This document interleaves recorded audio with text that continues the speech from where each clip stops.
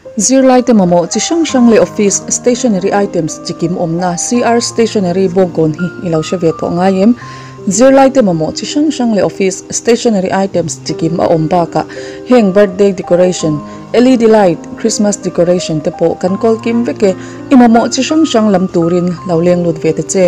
a hloma ladu te tan wholesale ratein kan pe thei boke CR stationery proprietor RC Ramdin Thara bongkon aizol near post office contact 9862312327 le 8258033496 Hen chuan sual thua te fel thua te rorel thua te kovel an thiam lo ka tiat hirang I changre lai te hi chirila abak chu ngai le la ngai la ke jong se sei kai la hello kan I huan na san ko zoram khim hi Zopa kuwa kan lut neka I kan fel lut ba fel tuat yang lo kan janna lam I hantiri velok kadua kan thamuan nan angai that yem le lung takalai tha kan man pha phei chuan si san harau kan na tak kadam na ko he thila hi lo ngalan dudan tak hechuanin dudan tak handila misuala kan soi kan chiar zong song uire te non suar drugs thau ngai kan ti zong song hi len tir joya he nom sela aba song kha len tir chua zong tra kung he lam zang to lo len tir lama akham lama tia zar akhanin aba ni zong hi chuya ha bi zong tra zar kha kliak lek ni box la chulai vela chun soni la kadile om je chu a koi bo ani mi tha hong zong ha zong tra zar len ni chuam ni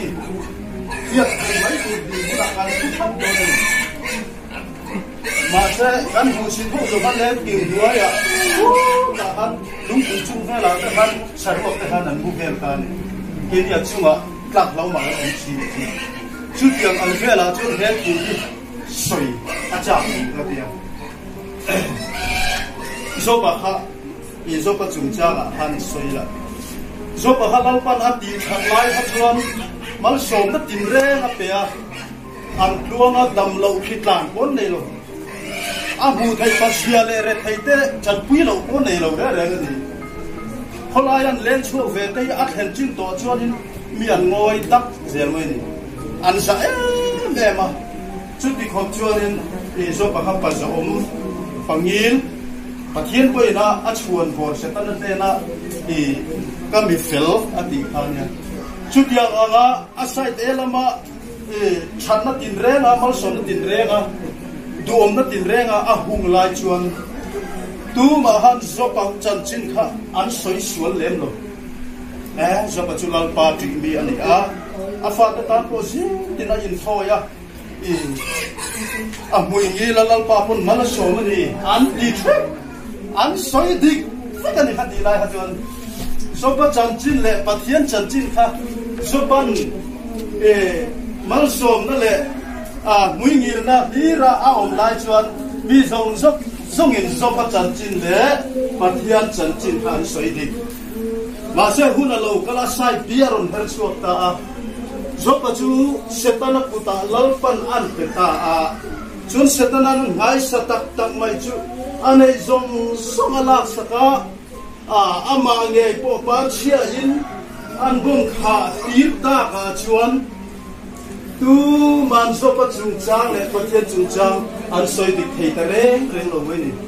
hela hi kan ram mu tan na chun ta ni ai hela ko ta ma gai ta atel phal fa kan ni ama khop mai athuan lai chon pu pe tera po dam lai chon emo khat yang khan an thuan lai chon ni te hi pathian in man so man yang kan tia engemo an chung kwa har san na mol tho na ron the chon lal pana vuan yang a chu tiang kha tiang an yang e kan ti zel ani zo ka po ha chu tiang chi chu nia anu pui te le a fa te ta ko rim chia an ya ina po om thei lo fa a te nom takan om nu chon a thian te pathian mi che tho speaker role pastor role khan valenga e chu ta chuanin van nem tu me dilo khan zopa sual na le pathian ro rel na kha ananin soi siak tak tak me zopa ti sual an chui pui char chara zopa la khan ati sual lo zia chui char char boka anin dia la e khat yang kha an tin hunani chu ta chuanin ahnuwa chuan eliho chan chin chu kan sei na banga lalpa nen anin ma chon ta a pathian nen an han in counseling vele ta a chu ta chon ka tu em mai chu zo pa khan na ti ye vut le vai vut ta chua asim ta enge asim ta ti lai te hi kan ram hen gan sei kha tin ka hi a fel na te ka ya din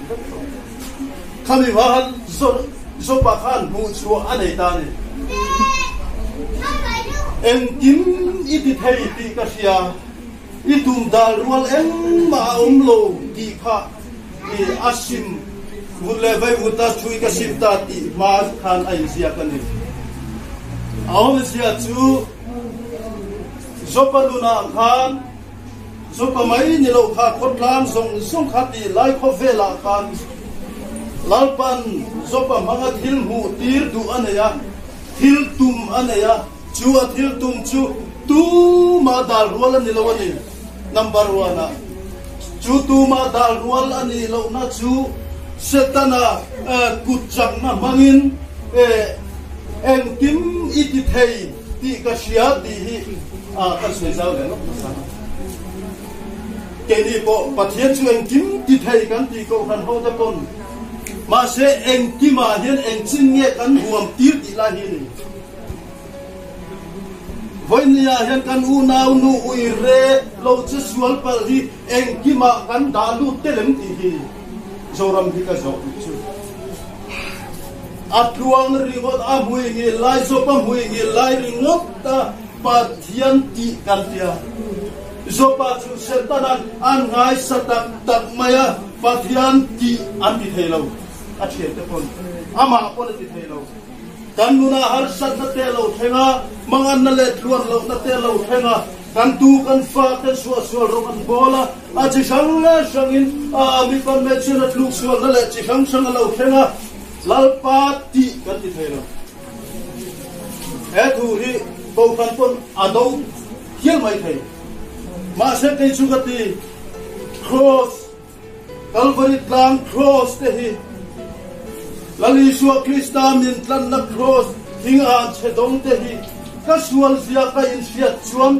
kha thing an chu cross po hi ka tan hian ala sang lu tuk ka ti zo ka cross aya mual pho tha zo niam zo tenom zo ki om sela chumun chu lali suwa khan ka tan hian lo khata chuta chun ka tan hian tlan na nai lo thok se ka phu to cross boy ka tan chun ala tenom lo lutu ka ti so ka chu ti khok chu kan ni so kan thia mang te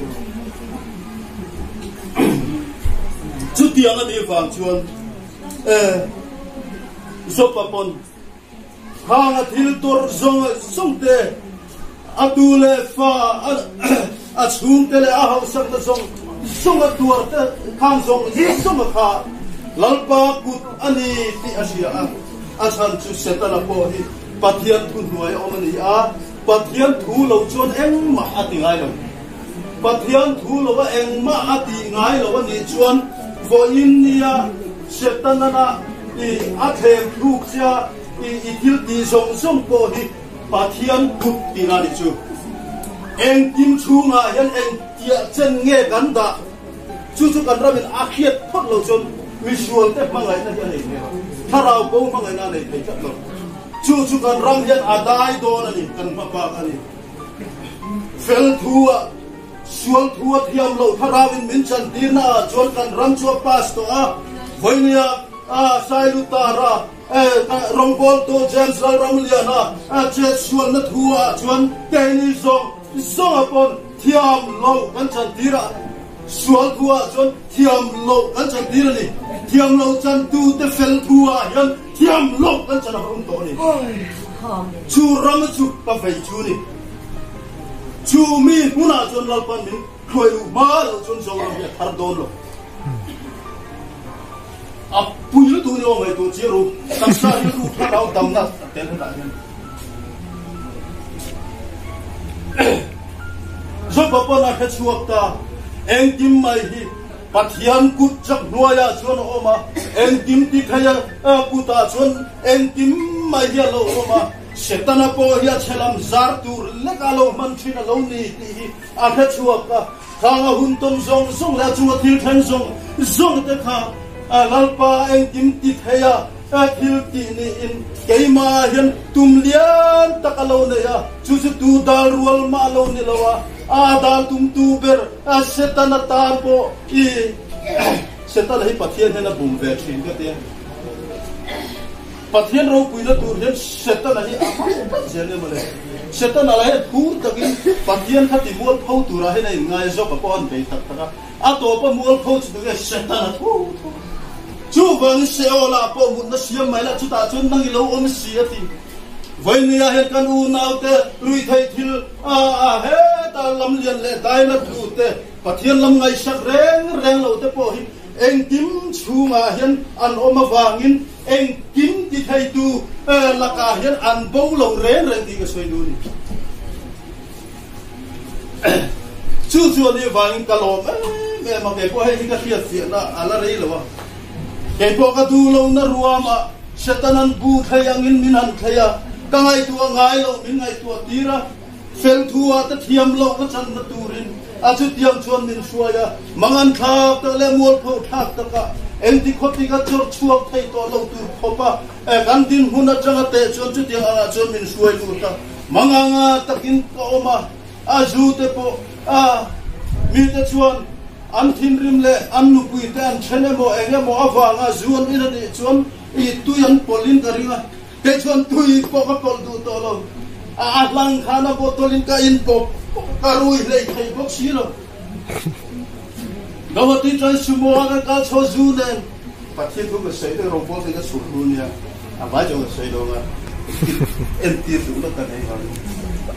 dar nu bera sumo chua in di pa to in ka in chau pora pathian an chia ka lo nang ne na in som ka du to lo lo cham tur to chian nang ma som hi ka du lo in thani la set tan lama ka tanga ka du le parma ka lu chaw smak ling ka bayanga he ka har san nei ke man ka sukyang mayang nang chulo in rol to su ka tini pathian hi ka be dong ka gawati kholaya ka thun karua ka Churua chu harau suari na ronlua bara ka plan pe zoom li ka le ya khati han ka punchon ma se sumoa ta chuan ta chu tia ha zubotol hum chunga ka om lai chuan lalpa tharau thiang rim chuan min ron be ya trong hiat lo fin an trong tak mai chu ka sumo chuan pui zong saban bua ya ei om si ta chani nan la la sumo nan ti dia ti khan lalpa tan bo sat tu mani ka ti soi tur ka no Masya kariru chola chapau sela in ka thenga kanu pui na win hilo huaka zu kala in sela lalpa chon bin ron bei sela kanu nau kha zo pari le trong khia pevero min ron titan tasin karoi tuk chila jo rui ti mela Zaupa zanya hian trong khian lo to ke non chani lalpa na pe du chani katia te lo em thiam ko thiam lo hoi thiam lam lo kan lo thula I lei khati kan lo daro katia zon lalpa hei ka in pe yani ne hol ta che katita ki zon ke ma chang chon trong khian lo aron chuak ta ka trong ang zel chon zo pari churon chong lalpa tuna Chinese chongin ani tuna Hebrai chongin ani tuna chutiang khatiang chongin ka te chong chili kan ven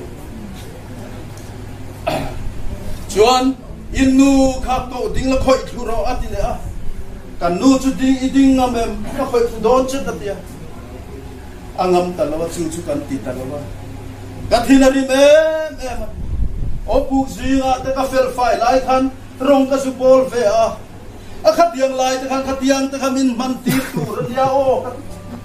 aduna zu in do khatiang te min pe kat tilia vuina tur dir ka somani masa ka soi du chu okay chuan ka din mun ain the a khovel lama ka thil be sei ang ka lo mu lo kan Krista ka von na chu ka lo tha mai thi ha lo ni masa anin min von na ro chu ka su in chung po ha tha du lo ni mo le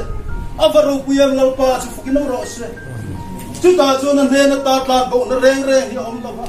Zopanun ta chumin thir ta hetila eng kim iti thai ti ka sia ati sopanati ahian eng kim chunga hian iti sualte ipasal ai chung le kwa sualina rowa rel na songte luan lo na songte poniang chu khang songte ka eng kim chunga hian lo om ni mo ne kini chun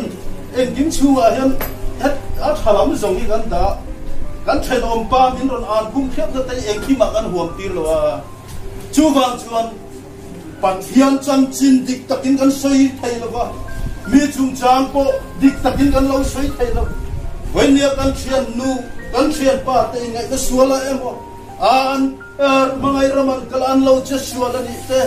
akhat yam chi sang khangin amin engemo an chunga luan lo na le sual na tho lo then te hian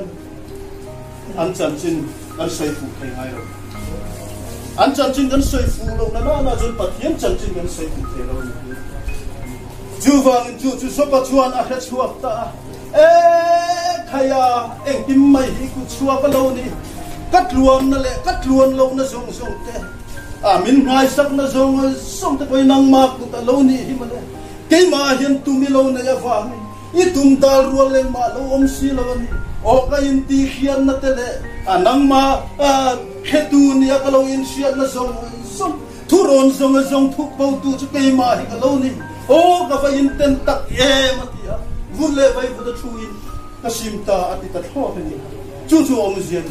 chu so pa bua tan zoram ko than telal pan min zir tir du achun ta a ti chuan elifaza de na po khan lalpan in thian ho kha ka huwa chu ni ka chung chang thu so pa ang indik takin in soilo chu wang se bong tuak sari viram tuak sari kengula zo pa ne na in thoi na la hula zo pa na trong trai sak chu ti chu ka lo ngai dam don chu ni an di ani zo pa ang in ka chung chang thu dik takin in soilo ati chan chu zo pa chuan lalpa chan chin kha khet to a eng kim hi ama ku chua ka ni si a khiat to awang kan khiat na digin pathian khiat na digin na kheta a chu tiang ang an nei ve na du rin a thian te po chu in thoi na plan tira zopan atong trai sakalal pan angai dam ta ani ta chu tiang ang chuan voinia chuan keini chuan ko thana po amoya cha mami mama a tisual su o Iswal tur chun tu ma in zip tir tur thai chuan ni lo ma se fo in nia po hian kanuna hian tual tha na uire na thing na te khang na te eng kim mai hi ma na china kan nau in soi kha ading no kha nu khan thu tak aman chiang lu tu ka mi rom ti hong lu tu ka thu soi tum ne hai mil lu tu ka ding ve cha ko lu ka ron thu phei lai khan thil dang ha atam le ta phian na ha chu lo nia nge ka ti chu ni chu ram chu mi fel tele mi sual te ang khata kan in pom thiam hun na kan ram hi tharam zonal pan min bu tira ke chu tianga riru ha tak le ang lo kom lai moi te soi moi lo tu soi na in na satakin min puya masatakan mai ka chu soi tam lo tai la ka thu soi lai himin bu tira pathian khan tiền thu hi kan lo soya chu chu kan ram kan zawai ro bol tu ta din hun kan thu kha lo soya a he ta tin lunga ser nei tin lo ti sual to a vai ni vai thum lo ti sual to lo I re to lo yang lo to a khat yang zong o kita ken pathian mi ten thuan soya lan pa ko khan ho ten hunan buat se khong e kadam na tur om ve empty in tha hung takinan ron kal chho lai khamin hu ti ra a ti chon ka thu soi na pul a vela ta chuanin a kil lai lai a in tha hung takin mel po ti lang ngam lovin alang sar lai a po thu ngam lovin heng ang vela ta khanin dam du nan na ru nei mi ta shil she si a chen chu mi ta ponan siat pui in ngai na suala tu to te emo khati ang zo sum te kha a beise na dam na beise in tha hung takinan ron kal thi na ni chutia ni lai chun ke ni chuan dam lo na hlir hi kan lo soi kha lo an nan hiam te kha kan lo ti bel cha saka an a le le na khamin hu ka sak tu ka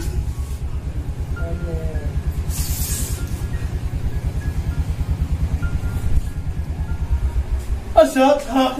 kan pathian thu soi na mi ten dam nan hu thi với nia lại thu hong giống tới here aru cái đầm lâu này căn phong kim lâu xuân này căn lâu tí xuân to vậy đi quay thung tí xuân to vậy ta căn mà sẽ thu soi biểu hiện là tí xuân miên lâu ăn mấy tí xuân là ta vuông khác na đi căn thọ liam ta chú ăn pe mà khiết căn thị ré rèn lâu khá lâu cái giặc ta khur ngồi chú vào chuồn lom hè rồi so har san na Jordan hi ka dai tir chen tun hun thara hin rong bol tu asia thar ka thi tu ba che he mang an na ta hi chung kwa I chu agar than tir ni atita chú vào chuồn ram le nam thu le bo chiat na thu te chu zeptel thin mai la nimin pia lok po ka alal pa tharau chuan pu ron se ram bo chiat na te le tlang au na chu ki tam takin an thok to ani nang ero chuana tuam dam na iron thak tur dam na kalvari tlang ka then chehi voini thaina la pangai re chu thu chiron soi war turan e miron pile a nimin pia la chu wang voini a hian khista a chuan mi fel tele rong bol tu voini au mek le au lo te ang khat kan ni tuma mi fel bi kan om lo thapi re kan om lal pa min huwa hen kan pa lom e kan moy ni ti sia ila ka tu an chu wang chu ku lai leng kir nu ya kan mu si thau kan tlak ha na renga no chi zuar le wi re te lung chung vela om te a ke ni zong cha zarat la mai thai din huna ding ta dik chia soi chuan an mani zo khian kan din hun yan rom mu din zar zo asi van duai na to ka uire na kan venga te khen pakhat van duai ve oma pathian thar rom kal re hen khi nu khi an mani tharau khi nu bol te aku chak se ke ni pona ma hen chok na kan nei per se ma se ram mi pui chuan an lo che sual to a an minga liau to wa ha kan thin lu a ser ni ma lal pa thin lu a je ser ve to si lawa chu tiang te chu kan din hun an thi na chu wangin tu nu la hen kan ram chuan fel thuat hiam lo min chan tir tu tharau kan ma mo ta ni chu voinia kan in dem na zong zong te mi thilan ti sual le ka a che tu si lo ka tiang mai kan si lo o am na sha si in kha pa kha nu o zak ve don te reng ne kan va si lo chu tu jong jon Christian kan la India pathian ya kan India kan het lo lalpa khian na chu chu eng tim ti thai ti ka sia ta thenom no che sual po hi ti ni ti ga mai tu ama tum alei setana arua ini hiti mai tu at nizal azir kirte kha an thuang pir per moi tian yang ama isua nge zir kirte ne na setanan bu thai anga thai na tur chun adil chawsin ati tu mo setanan adil pa pathian khamole isua chu dil lo pa pathian kha setanan isua zir kirte kha bu thai anga thai na tur adil a thai re na ma sa isua inri na bawlo na tur ka chong trai sak chawan yes chu wangin ring tu tahi setanan bu thai anga min thai hilal pan aphala chu chuang kim ti thai na nuaya ada setana chuan min lem zo don lo ti hilal pan apiani chu ruama chuan chu khur charuama kuina ruama te a then chu pol chua tur tan suaya ma se tam tak chuan pol chua na khan ral na thing le lal pan a huai lu tum na thin lung kanan le a zoram kanan pon ya a chol na lama a ril ru pelovin an mani ral na tur lam ngai to lo vin an chua na ram te an lung khama an bei le china chu ta chon plong nan bu lo china ni bol chu ngom te pon ke ni te po ang te po o kan thu so yang ki te le thil chi sang sang a kan rong bol tu da pui te le a kan chung le ko te pon min lo na khiat thiam pui lo wa na sa tak tak min lo soi chia ani ko in chung te chu ani ke mani min siam pui tling tu ra cho chu kan shelo kan bei le ve zela kan vom le ve zela kan thang pui tling thelo ni chung zong kan soi du na chu hem song nun hi kapua khachuana lo om to a engin ki thai tu a khia kha chiang to a chu wangin mi nun ram a soi che pha to lo wa mi a tu emo a pathian khua emo khuai lo emo a tharau mak tak chang a ram huai tharau chang po ram lu ma sala kapu chuan pathian ki a khe to a khia dan chu hi ni he nu hi he pa hi tu na om dan ang hi lalpan enge botum anei an yang ti kharing to chu wang chon mitin mai kha alo hui thiama lalpa anga thiama chu nun chu ko khan ho ye kan nei angai ta ni chung ni ta chu an chang chengam ta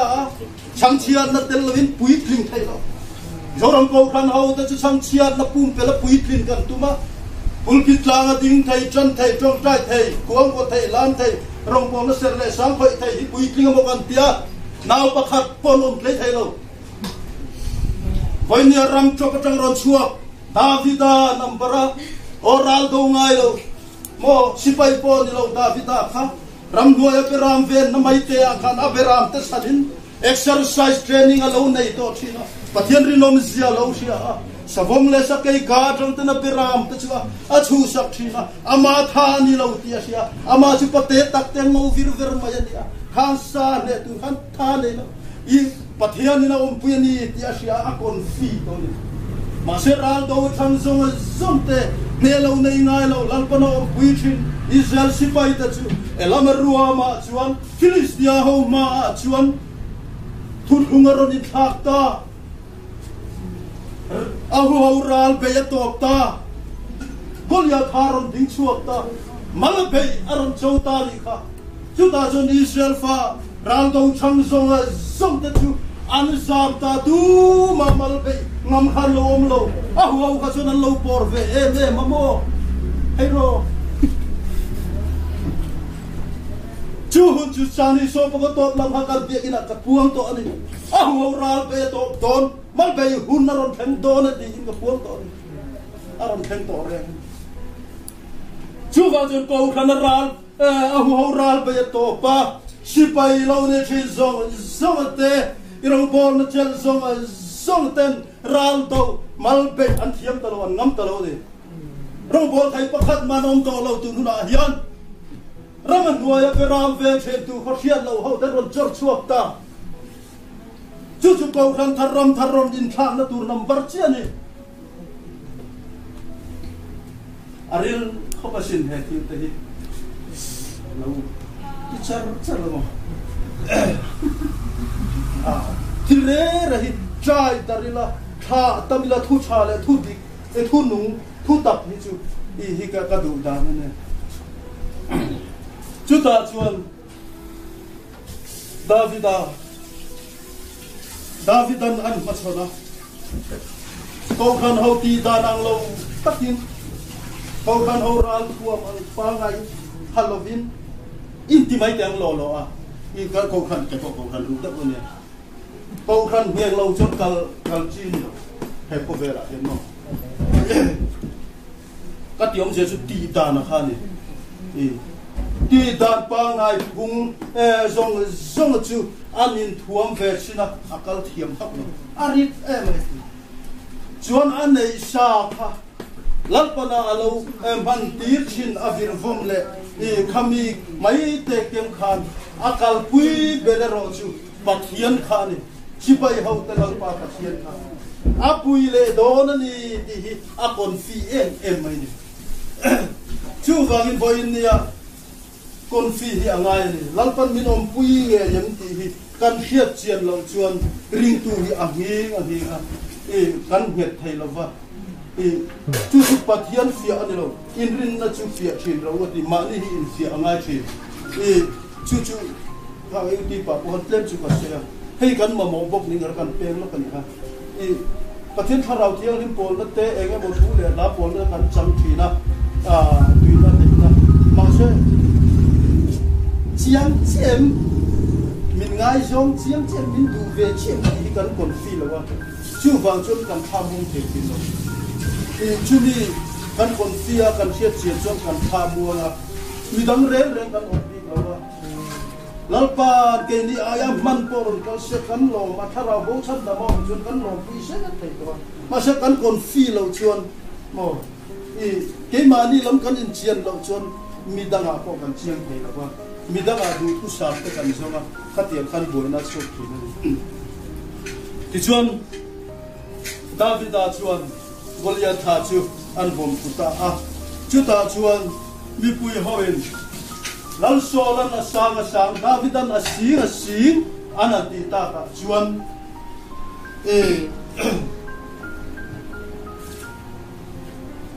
lal sola hi lal pa hiak thi ni ma sela Israel ho te kha an bo chena san pui thiam thazar nuaya lal pa rin chanak ni kal an zuam lo ba nam dang ti dan an ota nam dang ten lal an nei khan on der ka ni chu wang chon anorin an nor luya chu wang a pe kan ram a po hian po ram ko khana enge mo om hi lal pan du lo chu a po mania chu po chu na kina chon ala in vip lum don ni ama le ma a chu kan sep tel le lo ko ni chu tiang ang chuan in tuna hian mal be hun ani to wangen lal Davida sarkar na aron in mung chan me zela kan rama hian chu midang hian kling don lo ni lo ko kan hian kling don lo ni lo kling don siam thati lo zel don zo kan ti la ya hi chon midang te hi kling lo tur le lut lo tur te hetiang ang hen kan ngai tua thina thu tung hui le thu tung khar hi kan siam rem thiam lo wa ai cũng ta jaga thua cho thale ra tu rum kanan ram lut lo zong song te ko kha ke ni cho tu hu na hen tu te mo kan bela thale ra piang te kha tu te mo kan bela ani lo he mi a hen ani ve kan ni heta hen thale ra tu rum tu thil tam tak ka ko la ni chu kat luk rum tira athi chuan ka kal san chuan thale ra piang ka lo ni anga zo suar walin kanana kalu dona chu chonna kalu dan kha ni zo na chu tiang chon mausia le zo suar te kha tun huna chon mi hing pakhatan ni ke ba ni pakhata hen mausia le zo suar om ti te hi ila kha tiang ta kan sai kur le du ni sela chu tiang chon kan zawai mai hian sual nei rengin chil sai han kan thi dona chu wangin vo in nia khu tami tuala tha khan awi re khan kadiriam thei talwa ke ma hian a om ve renga tual that tur khop khan helaya tual that thil lung kha chok thau tu kala bu ve lo mai ni ui re na khop ui re na thin lung chuak tur khop khem tu hai la tong ve lo mai banga rim mai mo tunge in lem chuang chu nuna chu kan in hiat thiam tona ang khata kan om huna chon lalpa hi ro pui don ani chun tharau ya zalen boka pathian thu hi adik takin kan sengam toang tuna lali suwa kristan kan sual zong sung krosa apura aman min thi saka kan tia hin heta ani chu mithiang lim le sual na nei lo pathian fa pa ani ati khan kan thin thung kha lua boxi ani chu mi fel thia kan ba huwa ma se sia ga chum kan sual song a phurti boxia zoram hen kan thiam lo chu wang kan la chol the lo ti hian ngai tua mai ro Iswala purani chuan iten om na zonga a purani chuan iswa khana om ani poten om ani mai kan fit fiam le ma sa in ti khal la iswa chuan na nei lo lom ma sa iswa na zong kha purani si chuan a thiang lim top lo chu wang lo man khen be a helai tri ka soi chiang cha ka sin kan ramin la dai thak lo wang kan dai zera kan soi chiang zela in lo ngai tu chin mai kan ni ani chu sual na anei lo ve pathian khin ani ma se nang le ke sual na purani si sual nei ani chu ani sual chu pur lo wa anei si lo chuan khong ei ti na chu mo khathi na ni dan ti le lo sia kan sual hi apurasi when ya po hian kan ram than har na tu hian tu te mo chuan mual tho takan o mangai sin hei na kilai na chuan lal jam sa te poi na kila chuan thiam in chan tir don pathian in khiat chian huna chuan ani kan ram ta na thil poi mo takalo ni sia in la safuwa ma sa tu na chon thiam lo in chan tir fek ka chan lam ni pathian lal isu ai oi karam din nang ni chuan ten lung tu ni in ron huai fek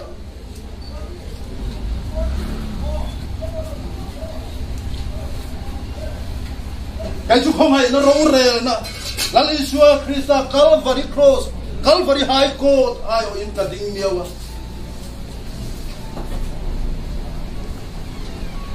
Kawi rekha uire talong sela voi ni han kha cham chin kha im hulawanga khati hun laya lung khau tu zong te thin lung in kha kheng kha ateng lo voi ni han thil tha zong yan zoram thata tu hena dai seng lo a chelam phek lalpana keu mek ti hriat tu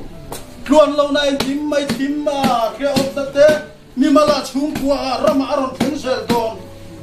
mual pho na ai mual pho ai kan rin lo tak himo nulat lava sex lama po mual pho sel don ma se chu mual pho na chuan thu taka min thuai don kan ram hi chu mi ni wa chu atlang kuin kan la zo long la li so na jik tin ta ne la soi tu tam takanai ma se in la zo ri lawang ati ang khan kan la zo ri lawang i lalpan ahun te zela min herrem zelanga tharau ben min hiat tir zelang a chung te chu kan pikual no ya chu lalpan kan sa tan mal som se